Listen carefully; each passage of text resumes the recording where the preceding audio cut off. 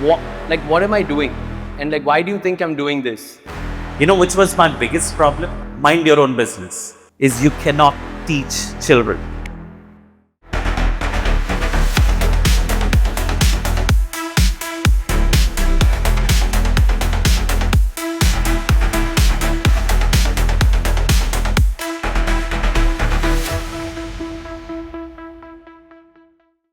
A very good evening, ladies and gentlemen. Have a very insightful and very valuable evening. How's everyone doing? Very good. It is insane to me that this room is at capacity because this is the 9th night school. I'll tell you guys what night school is in a minute. This is Venu. Venu, please stand up. Please stand up, Venu. This night school is about teaching and influence, and that's the role that he's had on my career over the last couple of years since I've known him. For those of you who know me or don't know me, I used to run an agency called The Hub. And about 3 months ago, I shut it down to start a school at night. And today we have all of you guys here to learn and figure out what it is that we're really trying to do. I want to play you guys a voice note because I asked my mom this morning, what am I doing? And like, why do you think I'm doing this? Why do you think I'm running a school?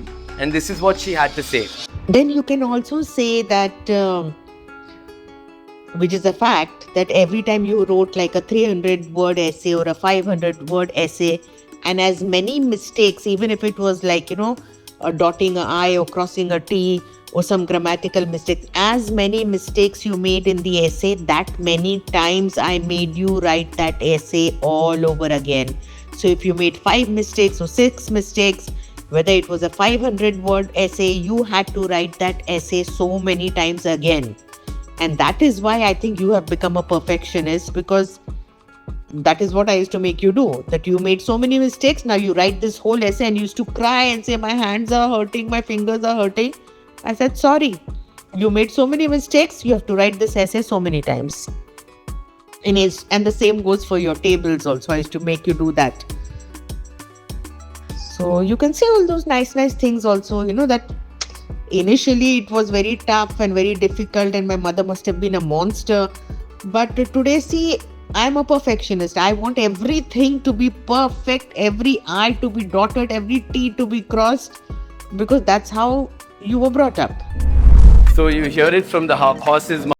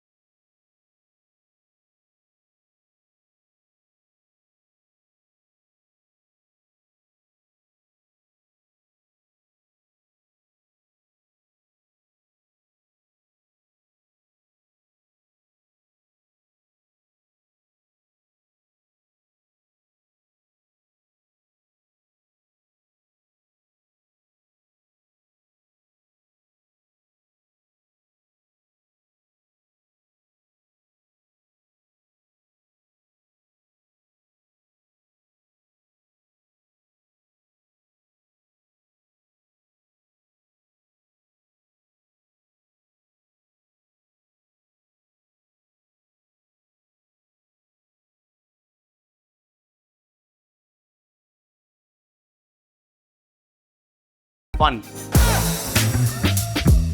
So this is what we do at the Hub basically, right? Like we just do what we want to do. Ashish, wear the hat. Okay. That's what we do, right? And the whole idea is not to take things too seriously. I personally believe I learn best when I'm in flow state, when I'm like a kid, when I'm playful. And that's what we want today to be about. We would love to give an opportunity for everybody to talk. All right. It's great to see all of you. This is my biggest turnout in the night school. A big hand to all of you. Privileged to introduce and welcome the most amazing speaker slash professor for the day. One point of time, the country was scared to call him on stage in his own words. And today, it's a privilege to have him, a chief learner. Let's welcome Sait Sarkar.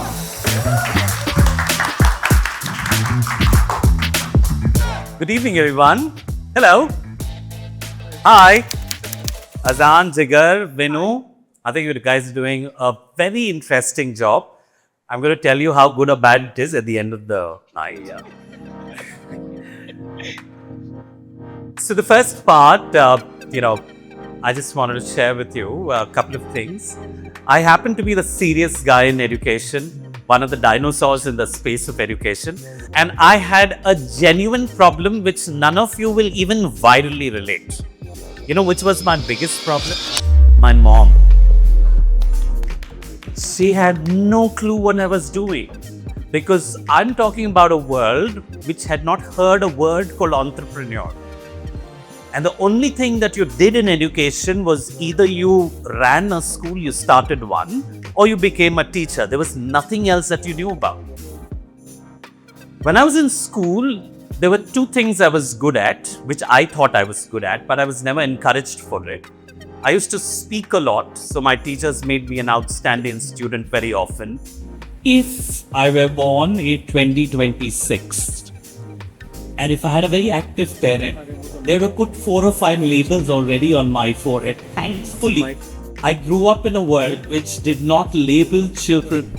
In college, I was an outstanding student, right? And my mother told me to study very hard. So I decided I'm going to study very hard, and I studied a lot in college. No, I studied in Dayanand Saga, and I, by the way, studied chemical engineering.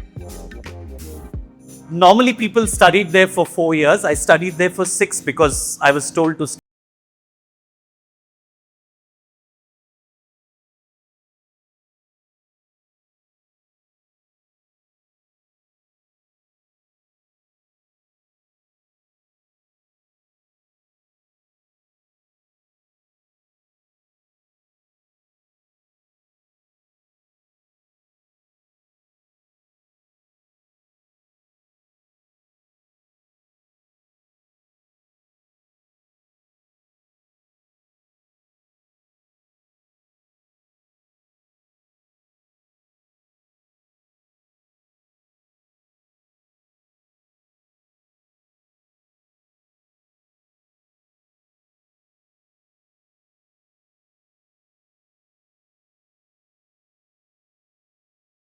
Quickly, I realized that if you're only teaching someone how to speak, you're creating loud mouths who have no clue what they're saying, because there's an idea called communication, and God has taught us communication by giving us a face with one mouth and 2 ears. So that means you listen more than you speak. So I realized there's something called as working as a team, which children were not learning, because we had an entire generation growing up for 18 years who were told that it's your assignment, your homework, your project, your marks, your graduation, your grades. Mind your own business. And the moment they finished their entire college and university, they got into a workspace. Oh, now you have to be collaborative. Oh my God, it's going against nature, what I was being taught. So I realized that these are the things that I need to be focusing on. And by the way, parallelly, I was also running a career which was on stage, and I'm so glad that I have been a very active stage performer, because it has shaped me as an individual and the way I relate and communicate. And stage does that to you. I didn't realize that I was a decade ahead of my time. I introduced life skills as a part of the curriculum in this country in the year 2000. CBSE spoke about it first in 2012. And by 2012, I was training about 300,000 children across 8 cities in this country in life skills education. I was running one of the largest life skills companies in this country. I had offices. I also was working with government children. I was not elitist, by the way. It's not just working with the private schools, I've always worked with the government schools. Okay, by the way, there's a very deep-rooted psyche that Indians have learned because of Hindi cinema. If you were rich, if you drove a Mercedes, if you wore a suit, and if you had whiskey, you were a villain. And then, you know, the phenomena that changed the way we looked at money is a guy called Shah Rukh Khan. For the first time, it was okay for a hero to be rich. And here's a pro tip. If you want to learn something, ask the guys who do it best. And then my follow-up question is, India is the world's largest children's population, yes or no? And India is the world's largest filmmaking country. Why don't we make films for children? We need to teach our children a lot of things which a classroom, a teacher, a textbook, a curriculum cannot teach, right? You know, how do you teach a young child that there is, according to the real estate industry, there's a very fast growing sector. It's called old age living. From a business standpoint, it's a large growing industry. But what is it doing to our society? How are we treating our old? We made a film on that. You know, you and I grew up believing that anger is a good, bad. We don't even know what kind of an emotion it is. We made a film on anger. So let me just show you maybe one clip, because when you give me a mic, I will just talk. So we make this.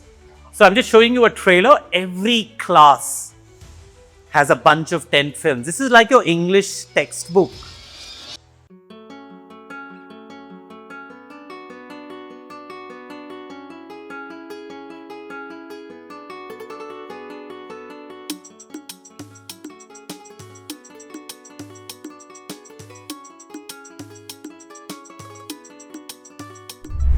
My films have traveled over 500 international film festivals. Because the idea of a children's film festival is very outdated. You know, you organize it in one place. By the way, Bangalore also has a film festival. How many of you participated in it? See, I told you, it's a very outdated. It's just like a handful of people that land up going.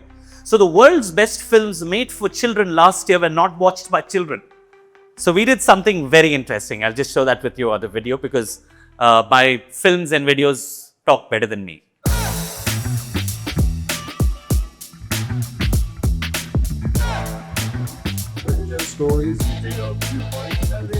10 years ago, we launched that project. Every year we do this November 14th to November 30th. In 2025, we had 41,000 screens hosting a film festival. So children need to be brought in face to face with the realities of life, and films are a great way of doing it.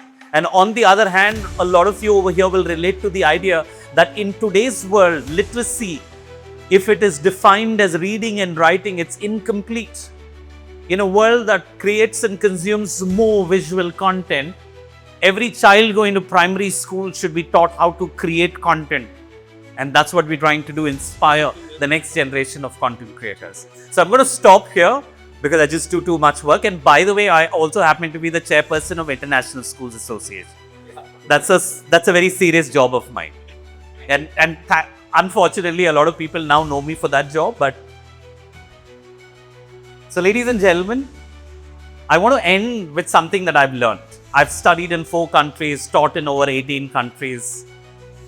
The one thing that I've learned in over 25 years of my career working with schools is you cannot teach children. But the interesting thing is that they learn. What I can do is create an environment in which they learn. I create a space. I create an occasion where they learn. So the goal of a parent, the goal of a teacher, the goal of a school is not to teach. It is to create a space where children feel comfortable enough to learn.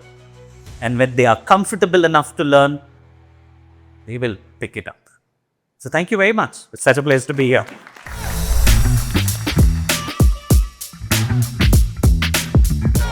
See, by the time I was doing the festival, I had enough experience with schools. Schools knew me. I could walk into schools. You know, you walk into a Patna, to a Jamshedpur, to a Coimbatore, you know, you go to a Ahmedabad or a Jaipur, they've known my work at me. So it was easier. The film festival was easier. The next speaker, the next teacher for this class session is Mukesh. Mukesh, take the mic. He came in for a 2-month internship from IIM. IIM Rohtak. And he has blown my mind in terms of what he's been able to do using AI. So I thought it would be super fun. I think you guys should come closer. You can stand up and just come closer. He's going to show you right now how he helped us eliminate 5 roles in 20 days. Over to you, Mukesh. Okay. Hello everyone. I'm Mukesh. I hail from Visakhapatnam, Andhra Pradesh. And I am a student at Indian Institute of Management, Rohtak. And parallelly, I was also doing data science from IIT Madras. Whatever I learned from data science from IIT Madras or business management from IIM actually didn't help me in this internship at all. So, Because you were dealing with me, bro. I'll tell you what actually taught me, right? So here what I'm doing is that I'm integrating AI into various workflows.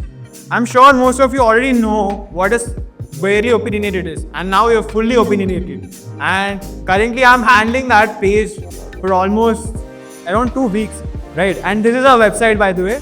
So Barely Opinionated is it started off as a news media IPO channel. It was co-founded by someone who did a residency at the Hub. This is our largest media asset. It reaches about 360 million Indians a year, only on Instagram. And about 2 months ago, we realized that news was getting commoditized. AI was making it too easy just to share like WhatsApp on Instagram. So we decided to completely go 360. He gave me the courage to go and do it and rename the channel from Barely Opinionated to Fully Opinionated, which is strong opinions every day. Mukesh, how many times a day do we post? So previously we were posting around 11 posts a day, and now we decreased it to 8 posts a day.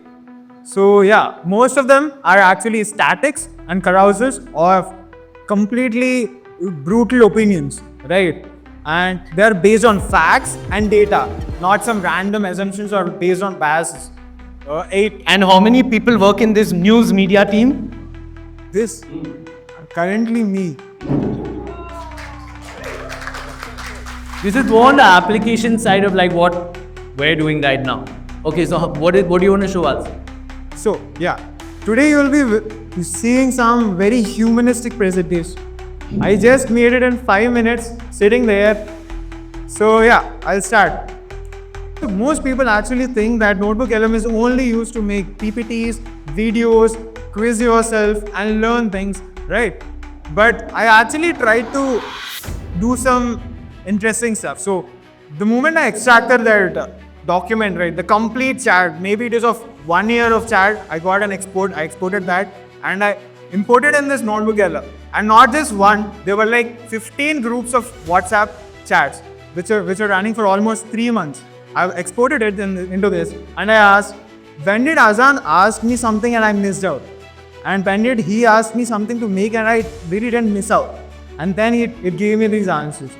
On this day, at this time, Azaan asked you this and you forgot it. And you did this. Exactly each and everything. And after that, I extracted those links again and went out and made pages. But yeah, if in corporate use cases, if I were to say, most of the founders here must be having many clients, and for each client you must be having many groups, right? And some of your employees must be replying to them or forgetting to reply to them. At the end of the day, if you actually want to know, did the company actually move the needle? Did employees respect their clients and replied on time? You can use this. So that is how I started with NotebookLM, right? And I'll show you something. This is a notebook which I made by myself, right? It has over 225 sources. So I don't have time to learn every day on the updates of whatever is happening in AI and accordingly make prompts and do stuff, right? I'm not very smart. So what I did is that I dumped around 225 sources, official sources from various top AI stacks like Notion, Claude, ChatGPT, everything, right? So whenever they launch any new features or add any new updates, they basically explain there first. And those sources are in this notebook. So I'll tell you some of the use cases what I did. I already told you I'm from data science background and management background. So I never had any coding experience or AI experience, right? So I used to go here and ask, see, this is the app we had a Mac Mini, we have these subscriptions, we don't have these subscriptions. So based on whatever I have, this is the problem I have, how do I solve it? So it used to go through all these sources and it used to give me, yeah, this is the solution and this is how people has used it, and it used to give me various options of solving that problem. And I'll be showing you some of the sources as well. So this basically studies for you and you can ask it what you want it to do for you. Yes. How many people here use Notebook LM like that, for that? Versus how many people use it for the opposite, which is making presentations and infographics? I use it for infographics. Okay, awesome. Just wanted to show you guys some things that Mukesh has been working on. Can we have a round of applause for Mukesh? Hello, once again. Show of hands again. How many of you here want to teach something in your life? Okay, already teaching, want to teach, it's fine. Alright, let's do an activity before I get into what I want to do.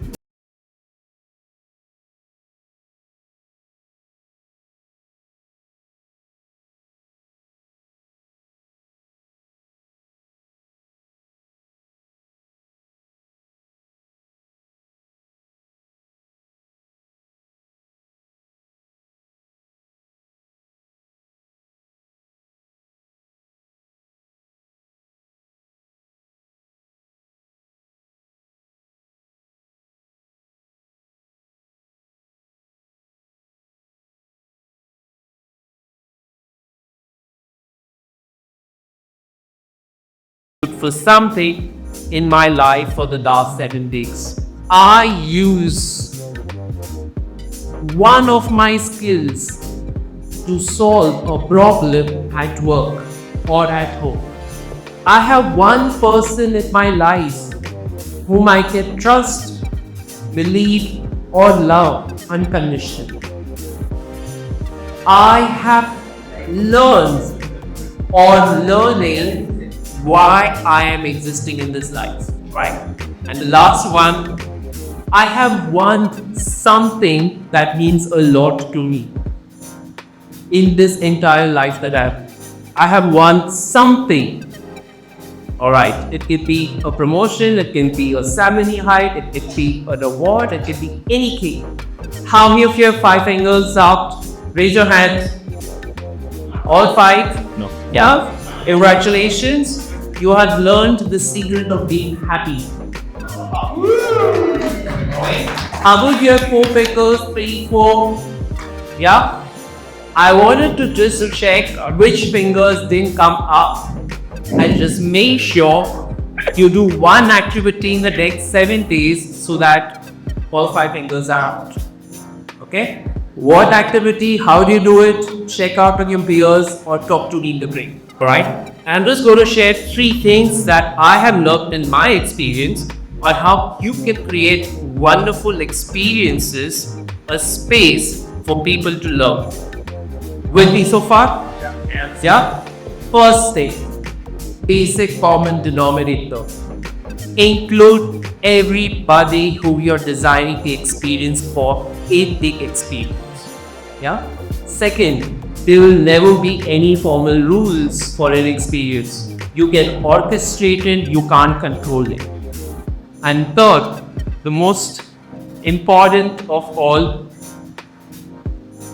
is you can use metaphors to teach and inspire.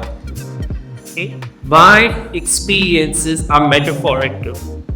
I have a hashtag called metaphormosis.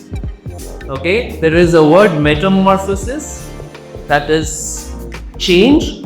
I use metaphors in my experiences and it's called metaphormosis. Metaphors have the power to stay in the brain for a longer time. Right? Live example. How many of you have done the Bhelpuri of my life? Yeah? You remember the metaphors? You remember the ingredients and the correlation? Yes? No? Yes. I hosted an experience called the Bhelpuri of my life.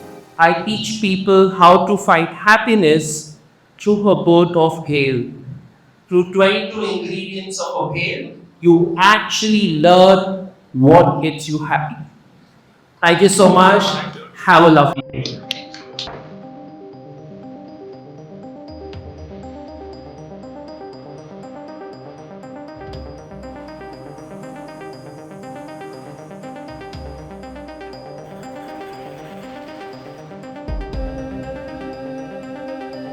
Okay, guys, come. Let's begin. So, as I give you a little bit of a context as to how today's topic was chosen, as I paused at the end of the last year and started to think about what I want to do with my life, I did the one thing which, like Sultan said, right? I spoke, he said, speak to experts. I just spoke to everybody. So if anyone's seen my content on Instagram, it's me talking to strangers, screenshots of the DMs and carousels. I just started talking to as many people as I could possibly talk. And I came up with like this thesis of what I think AI is going to do to the world. How many people think AI is going to change the world? Like radically change the world. Okay, so like multiply all of that by 1000, that's me. Okay, so I'm that guy. Everyone knows one of those people. And because I got time to think and because we got to do night schools, I came up with our team rather came up with three, like a Venn diagram with three circles that AI is going to disrupt when it comes to humanity. One is how we learn, right? I think today is a lot about the future of teaching, influencing, learning. It's changing. Since I have been an entrepreneur for 9 years, I feel weird even using that word because it's a loaded word. I was just thinking about what am I doing, how am I building, is there a moat, things like that, right? So how we learn is going to change, how we work is going to change. And then the final Venn diagram was how we as people are going to connect in a post-AI world. Right? A lot of people are saying that, okay, you'll get a lot of time back, 4-day work weeks, 3-day work weeks. What do you do with that time? Do you just watch more content or do you do uncomfortable things like this? It's uncomfortable for me to be here and speak, and it's uncomfortable for people to come here and figure out this new environment of like experiential learning, whatever that is, Jigar. So what we're trying to build is at the intersection of how we learn, how we work, and how we connect. And we're exploring. We're like in experimentation mode. There is the second half of this session, I want to bring up people that are actually building, that are founders, entrepreneurs, solopreneurs that are building and leveraging teaching, content, and some of the stuff that was discussed here. So I want to start off with Arihan. What is Lit School? When I used to keep fighting with my teacher.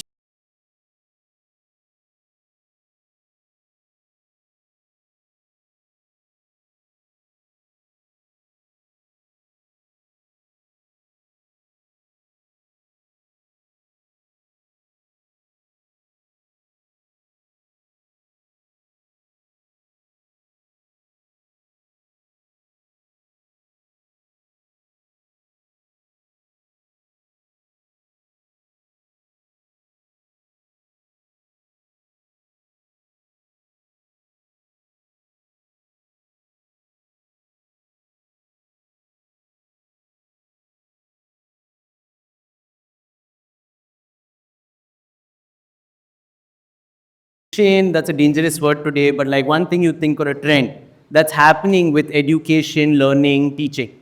I think what you're doing here, right? When I was reading and writing, I was experiencing this thing. I think this will happen a lot more. Experiential learning? Experiential learning, absolutely, because it's first, when I was down, when I came here, just sharing, sorry, I'm taking 2 more extra minutes. Please, I was wasted, right? Sorry, I was too tired. In fact, I met Sindhu downstairs and he's like, bro, you need to take a dolo and come up or else don't come. Hey, because that was my situation. But the moment I got into it, I heard Sir's story, I was fully energized again. Right? I can go another 60, 90 minutes without that, this thing. So that's when I realized that places like this, rather than sitting in your rooms, scrolling, having a midnight snack, or watching the foolish IPL, right? This is a place to be, and these are the kind of experiences that will take us to. It is the stories, what Mukesh just shared with us. I've made notes today. I'm gonna go back home, tell it to my team, figure something out. So I believe, if you ask me what is the largest change in education in the next 2-3 years, it's not AI, it is not YouTube videos, it is immersions like this. And I'm not saying because I'm your friend or I've come here. I'm saying this because I actually absolutely believe in this. So that is where I am. Amazing. Thank you. So he's the only CEO that has 2 companies listed on the S&P 500, which is Twitter, which was Twitter X, and Block, which is a fintech company. Basically, in this video, he sums up what he thinks the future of work is. He calls it from hierarchy to intelligence. Sounds ludicrous, but he basically says, and also for context, how I got, why I wanted to learn about him is because Block is a publicly listed company that just laid off 40% of their employees without any reason but to just be more profitable. Right? So after that, a lot of people are looking at him to see why did he do that and how is he doing it. According to him, there are 3 essential roles in the future of work in a company. Okay, side. There are 3 essential roles for work in the future of a company. One is a builder, operator, someone who's actually developing something. 2 is a customer success outcome owner, whether you're selling or you're doing customer service. And the 3rd one is why we're doing today's session. It's a coach. A coach is also a teacher. And every organization, 1/3 of an organization in the future, according to him, is people who are coaches and teachers so they can build and also teach people. So I'm tying that into our next speaker, who is Sindhu. Sindhu, please come up here. Thank you so much for joining us. What Buzz Labs does for Yeah, sure. So, content journey comes after a lot of things. I'll just go back to that. In lockdown, I get reached out by Growth School to teach. That was my first teaching session actually. Sisenti is a good friend. I started teaching. I think I might have taught approximately 5,000, 8,000 students, founders in lockdown. And I'll just tell you how everything makes sense and why abhi jo bhi hai, how it makes sense. So I start doing that. Then I hear from a lot of people that people are doing business development via podcast to close sales. So I wanted to make some money, and then I started reaching out to all the CMOs, and I start getting a beautiful concept, which is if you text Hotstar ka VP that I want a meeting with you, he won't respond. But if you text him that I want you on my podcast, he will respond. So I caught on to that, started doing random podcasts which are not live yet as well, but that was a BD exercise. And then wo chalta tha. Then I left Bombay, moved to Bangalore, joined another company called Better Half, then Jupiter, then left, was working with Raj Shamani, Finance with Sharan. And everywhere, what I've done is I have realized one thing, which is the first principle is the same for brands, it's the same for creators, it's the same for business development, it's the same for sales. The thing that we are saying, which is teaching, essentially we are already doing in a part of our life in small corner. When you are talking to an intern, you are making that person empowered. And I believe in one concept that if you walk into a room and if the people in the room are not feeling empowered, then you're a bad leader. It's as simple as that. Brands reach out to me because they have seen some of my content on Instagram. My Instagram content is about patterns, which kind of content work on Insta, YouTube, podcasts, etc., etc. Creators reach out to me via that. Brands reach out to me via LinkedIn and they ping me, can you do a session with me? I go inside the brand, do the session with them and then say, तुझे अगर ये आता है तो तू शायद बना सकता है मेरे लिए. And then the sales process start. Which means I am not a fundamental believer of outbound that, hey, I have this product, take it from me. I think Aryan does a better job in terms of packaging and selling. We are first principle thinkers. So we work with almost India's top brands, Practo, Acco, Wakefit, etc., etc. But everywhere it has started always with teaching. If the world is moving towards AI, I will go towards non-AI. I will go towards opinions because my belief is this now. Information is easy. Opinion is not. People are not paying a school or a brand or a consultant to get the information because they can get it from ChatGPT. That's why these McKinsey and all layers are falling apart. People pay me a premium because they want Sindhu ka opinion kya hai or Sindhu ka point of view kya hai. And that is where we are going towards. And I think all agency founders, we need to be first principle thinkers for us to stay relevant. I'm a very core believer that I don't think we will ever scale more than 50 people in our team. Yeah, I think that's where the world is moving towards. And again, just the last thought is where I see a lot of patterns are starting to emerge. We will see a lot of distributed economy towards agency world. We will see a lot of consultants, micro agency owners, micro this, micro that. And again, let me repeat, people are not going to pay for the package or the delivery or the kitne videos de doge. People are giving for the intent behind the video or the thought behind the video and nothing else. And I think every one of us is teaching that. So when you say the experiential, essentially what you're doing is you're trying to teach people first principles. And that is very, very extremely hard. So yeah, that's what my journey has been and my belief has been, and we'll see how we can double down. Awesome. Thank you, Sindhu. Okay, so the next person we have the opportunity to hear from is right here. It's the man who's made this, Mr. Dhananjay. Please come up. One of the things was I keep on telling everyone around me that I never wanted to become a founder. I never wanted to become a founder because being a founder is painful. I was one of the early team members at Razorpay, saw the complete journey of Razorpay. Then I was at Homeland. I was actually having a really good life in Berlin, where again I was in marketing, leading their marketing function, which I had a budget of $140 million. One of the biggest learning which I got during this time is that building hardware was the most difficult task and no one begged us. So thrice we were about to die. I still remember there was time where we thought that थोड़े से पैसे उठा डालते हैं because we want to keep running the company. It's the place where you get founders and investors. So me and Aryan used to just wear peacock with our devices, sit over there. People used to look at it, find it very intriguing and try it out. And these were investors or founders and they started tweeting a lot about it.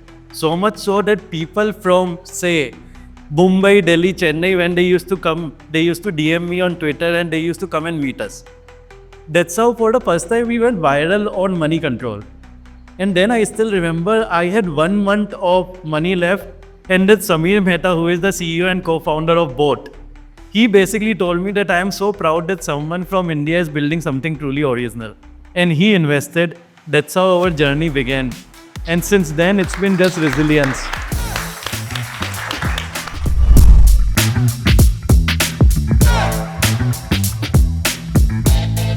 Okay, we'll quickly context switch. I want someone who I've also known and who's seen me build and who I've seen build for the last 9 years. His name is Lalit. And I would describe him as an educational solopreneur. So Lalit, you want to come up? You want to tell everybody who you are, what you do, and how you make money? You're running a school, it's your dream project, and your 9th standard students have just reached 10th standard. And in this country, teachers is an alternate profession for an IT professional who does not get his job. And that narrative has to somehow change. I'm going to leave you with one last anecdote. And there's a reason why I'm telling you this. I was in this beautiful school called the Riverside School in Ahmedabad. Yeah, right? If you know this school, heard of this school? Fantastic. I booked a 20-minute tour because I wanted to understand about the school, about why it made it so special. Because if you go to the admissions place, they will not give your child an admission, not because they don't want to and they're cocky, but it's just that it's full all the time. It's a great school. So I was sitting in the lobby expecting some weird auntie to show up and say, "Hello sir, do you want to see the school? What's your child's name?" That did not happen. There were 2 little boys, 4th grade, who walked up and said, "Is your name Lalit?" said, yeah. And they're like, we're here to take you around the school tour. I was like, wow, 4th standard kids, I was playing hand cricket in an auditorium basement. Fantastic. I was thrilled. Now they took me around, they explained every part of the school. It's not a big school, it does not have the name international next to it, nothing. Right? They took me around a little circle and they said, this is our circle time, sir. I was intrigued. What is a circle time? They said, in that circle, our teachers ask us questions and we just find solutions to it. I was intrigued. What kind of questions? Sir, about the education system, about wildlife, about life underwater, sir. Phenomenal. Sounds like David Attenborough's little grandchildren, but I wanted to know a little more. So I said, can you tell me what this is about? They said, sir, we work on social projects based out of SDGs, Sustainable Development Goals. And they said, sir, our goal was better education. I wasn't understanding a thing just like you guys right now. What are you trying to say? Then they said, sir, we were taken to a school nearby to Ahmedabad and we were made to sit in a classroom in a government school where the roof was broken. For 3 days, we saw the teachers pick up a stick and beat the students if they did not answer any question. We saw rain gushing through the roof and most of the students did not want to sit there, but only the ones who were bullied were actually sitting there. And we came back to our teachers in the circle and we discussed, ma'am, why do we have such a wonderful classroom? We have a chemistry lab, we have a sports arena. However, they don't have any of that. So the teacher did not say they are underprivileged. The teacher did not say, you are somebody who needs to do this. There was no solution giving. The teacher said, what do you want to do? Ma'am, why can't we do something for them? Why can't we build a roof? How do you build a roof? Asked the teacher.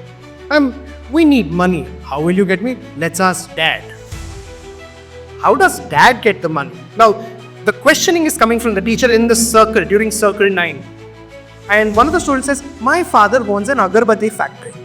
Oh, can you get dad to school tomorrow? Yes. The dad came and guess what? 40 of these children pitched the idea if they could go to the agarbatti factory, make agarbattis and actually make money to put a roof on that school.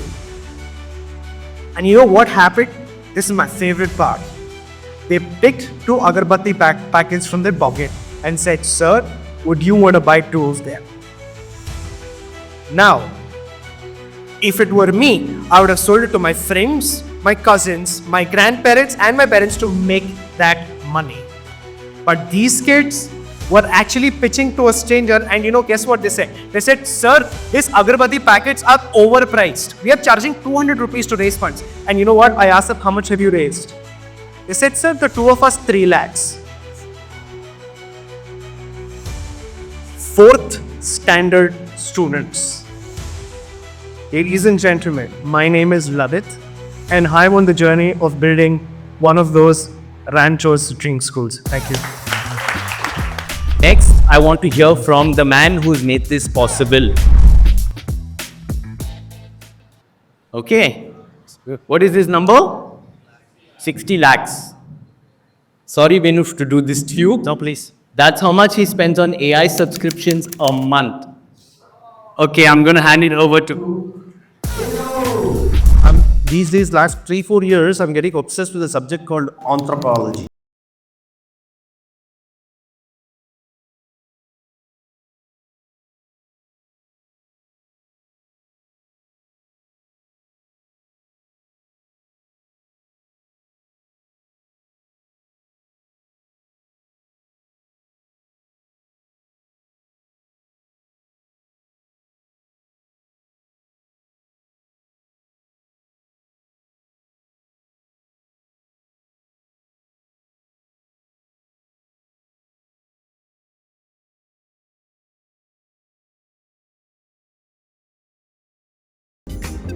The best students aren't the smartest.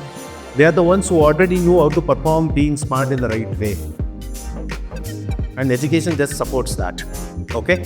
How it plays across social spaces, in English-speaking professional circles, influence flows through institutional privilege and prestige. Okay? Having said this, this is a side topic. Coming into the topic of education and influence through learning, personally, I was extremely obsessed with it. And we said, I want to, instead of talking, I'm a doer. That I believe that education and learning is all about doing, otherwise, there's no room for anything else. Right? Do we agree? It's only doing every day, right? So we said 12 years back when we came back to India, we said like, okay, I need to put my 5-year-old into a school. And the whole system, anyway, we were rebel against. All of this we knew. So by knowing this, instead of putting it into a school which you don't believe in, why don't we create your own school? So it's like 40, 50 kids, 80 parents come and teach. If you can't take the ownership of teaching for the future generation and crip about outsourcing it to a 50,000 rupee salary teacher and say they're not teaching, then what's the point? Do take it. You do it. That's the school of thought I come from. So hence, the learning and influence through teaching is a very, very dear subject. I thought I will share that experience of it. But 2 points about this. I think the kids are ready. Kids were always ready. The environment was there. It's about parents and the society has to come together and say, you know what, let me not worry about especially this piece. Okay, forget it. So, end of the day, if we give the right environment, if you teach them not to compare, if you teach them enough of wise, and this school until 15 years knows no authority, no exams, no syllabus, nothing. It's a serious social experiment. So Nikki, for till 15 years old, 16 years old, he didn't know how to write or read. World put him tax. He didn't care, I didn't care. But give him a 6,000 pieces of Lego box, remove the instruction manual, he will build it. Where that mind comes from a total freedom.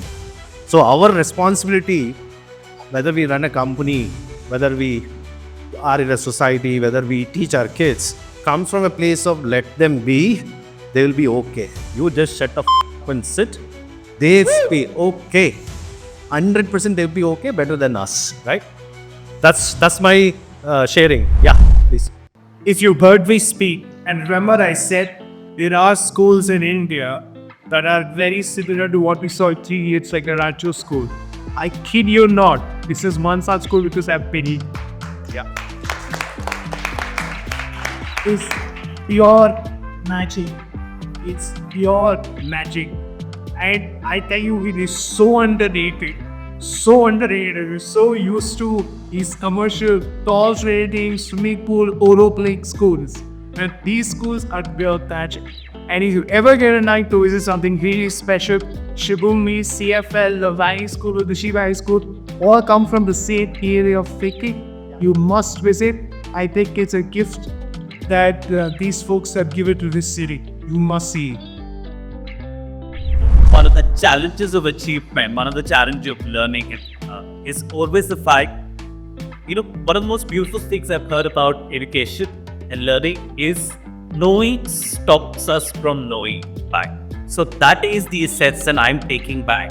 That in today's world, everyone around me is a contributor, a teacher. Am I willing to learn? And I'm only going to learn when I know that I don't know. So thank you guys. Sweet Allah.